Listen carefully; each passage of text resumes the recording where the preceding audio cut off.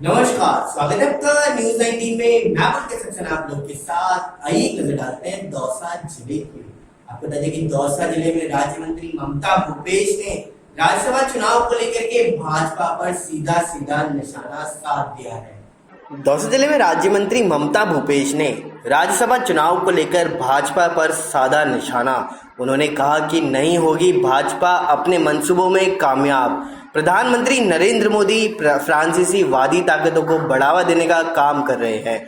मध्य प्रदेश की सरकार को गिराने जैसी नाकाम कोशिश राजस्थान में भी करी जा रही है, लेकिन यहाँ इस तरह अपने सपनों को पूरा करने में बीजेपी कारगर नहीं हो पाएगी।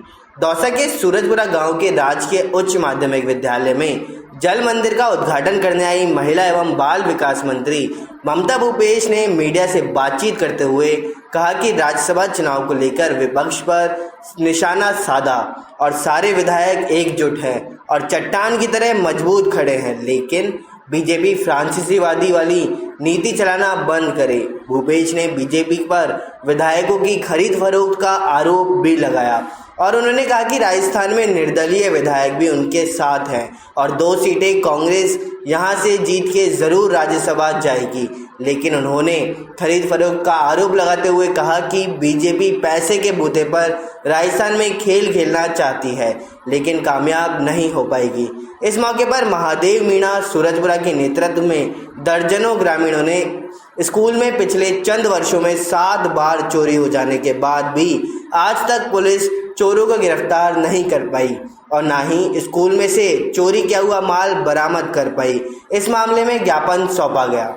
वातावरण बनाना चाहिए कि एकजुटता रखे कि अपने सारे सामान आज हम 4 दीवारी भी लगवा देंगे तब भी क्या हो जाएगा, अगर कोई नियत करके ऊपर डोली कूद के भी आ जाएगा वो, तो जिसको सामान चोरी करना है। इसलिए आप गांव के अंदर ही ऐसा माहौल बनाओ कि ऐसा नहीं हो। और मेरे सामने जो कागज रखा है उसके अंदर आपने कक्षा की बंदी शब्द मुझे लगता अनुचित है बोलना, क्योंकि कोरोना चल रहा है, सोशल डिस्टेंसिंग रखनी पड़ रही है और चाहे चुनाव राज्यसभा का हो, चाहे विधानसभा का हो, चाहे लोकसभा का हो, हर समय पार्टी अपनी नीति बनाती है, अपनी रणनीति तय करती है। ऐसे समय में सब लोगों को घर से बुलाना, किसी एक जगह मीटिंग करना, वो भी अनुचित है, क्योंकि बीमारी इतनी बड़ी चल रही है कि हम सब एक जगह छोटे स्थान पे नहीं बैठ सकते। इसलिए वहाँ पे सोशल डिस्टेंसिंग के हिसाब से सब लोग रह रहे हैं। हम अपनी पार्टी की रणनीति जो गाइडलाइन बता रखी है डिस्टेंसिंग के आधार पे हम अपनी रणनीति बना रहे हैं और निश्चित हमारी पार्टी के दोनों उम्मीदवार सामान्य केसी वेणुगोपाल जी और नीरज डांगी जी अच्छे बहुमत से विजय प्राप्त करेंगे। मैडम, रणनीति बनने की आवश्यकता कहाँ पड़ी? तो आपको इतने अच्छे अंक हैं। देखिए, रणनीति तो हर चीज़ की बनानी पड़ती है और बनानी भी चाहिए। अंक भी हैं हमारे, एक अंक भी हमारा कम नहीं होगा। जितने निर्दलीय विधायक हमारे साथी हमारी पार्टी का समर्थन कर रहे हैं, बीटीपी के साथी हमारी पार्टी का समर्थन कर रहे हैं, उनका भी मैं आभार प्रकट करूंगी। और मैं समझती हूं कि मुद्दों के आधार पे, नैतिकता के आधार पे, डेवलपमेंट के नाम पर जिस तरह से कांग्रेस ने पिछले 1.25 साल में, 1.5 साल में राजस्थान का बहुत सुंदर तरीके से प्रगति के पथ पर ले जाने का प्रयास किया माननीय मुख्यमंत्री जी के निर्देशन में, उन सब बातों को ध्यान रखते हुए अंतर्मन से हमारे निर्दलीय और बीटीपी के साथी हमारा सहयोग दे रहे हैं, उनके लिए मैं धन्यवाद देना चाहूँगी। मैडम, ईसीबी तक जाना पड़ा, एसओजी जांच कर रही है, तो इसके पीछे क्या माना जाए? देखिए, जब पैसों का प्रलोभन दे दिए जा रहे हैं, जब ये फासिस्टवादी ताकतें देश के अंदर आगे बढ़ रही हैं, जो न नीतियों के आधार पे चल रही हैं, न सिद्धांतों के आधार पे चल रही हैं। कर्नाटक बहुत बड़ा उदाहरण आपके सामने है, और अभी हाल ही में 2 महीने पहले मध्य प्रदेश का जो पूरी तस्वीर आप लोगों के सबके सामने आई, जहां एक तरफ कोरोना से पूरा देश, पूरी दुनिया लड़ रही है, वहां सिर्फ मध्य प्रदेश की सरकार का तख्ता पलट करने की वजह से मोदी जी ने लॉकडाउन नहीं किया। तो उनका जो सोच है वो सिर्फ वो तख्ता पलट, फासिस्टवादी सिस्टम को इस देश के अंदर बढ़ावा देना, सांप्रदायिक बातों को बढ़ावा देना। उनका कोई ये उद्देश्य नहीं है कि देश कैसे आगे बढ़े, तरक्की के पथ पे कैसे चले।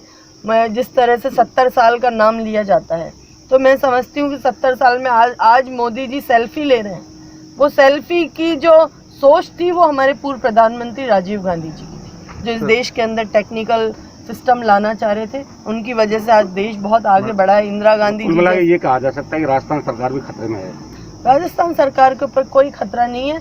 हम उनको ये राजस्थान के द्वारा मुंह तोड़ जवाब दिया जाएगा कि फासिस्टवादी ताकतों का राजस्थान के अंदर कोई स्थान नहीं। मैडम कोई एक नाम बता सकते हो कि जिन्होंने पैसे मांगे हों, जैसे आपके पास पता चल जाएगा जब FIR दर्ज कराई गई है। आपके पास थोड़ी आएगा फोन? नहीं, हमारे पास किस तख्ता तरह का- पलट का डर है, मतलब कुल मिला के मोदी जी का बेहतर है ही। डर नहीं है, एक नाकाम कोशिश की जा रही है भाजपा द्वारा। राजस्थान की जनता बहुत ही चट्टान के बराबर हमारे विधायक हैं। राजस्थान वीरों की धरती है, यहाँ के लोगों की सोच के अंदर निष्ठा है, ईमानदारी है, इसलिए मुझे नहीं लगता कि राजस्थान में उनकी मंसूबे पूरे हो पाएंगे। कांग्रेस का एक पक्ष टूट सकता है, मतलब आपका ये मानना है?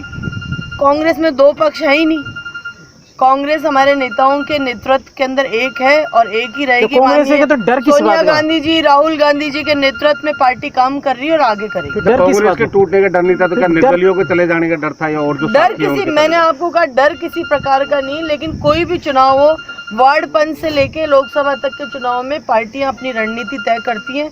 उस रणनीति के तहत ही हम सब लोग एक जगह आपने कहा ना MP में जैसे किया मोदी जी कर सकते हैं, आपको डर लग रहा कर सकते नहीं, उनकी ताकतें नाकाम होंगी, सोच नाकाम होगी। फासिस्टवादी जो विचारधारा इस देश के अंदर हावी होने जा रही है, वो विचारधारा राजस्थान में नाकाम हो। है? वैसे भाव क्या चल रहा है एक विधायक?